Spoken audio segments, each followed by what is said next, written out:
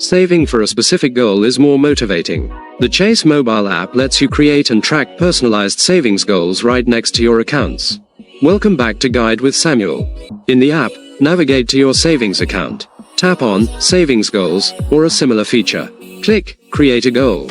Name it, e.g., summer vacation, set a target amount, and choose a target date. You can then make one-time or recurring transfers from your Chase checking into this goal. The app visually tracks your progress with a progress bar. My crucial pro tip: use automatic transfers to make it effortless. When you create the goal, immediately set up a weekly or monthly automatic transfer from checking to savings for that goal. Even $25 a week adds up to $1,300 a year. Automating it removes the temptation to skip a contribution. Visualize your progress and make saving for your dreams a structured, rewarding process.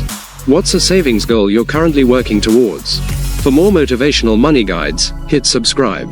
Thanks for watching. I'm Samuel, and I'll see you next time.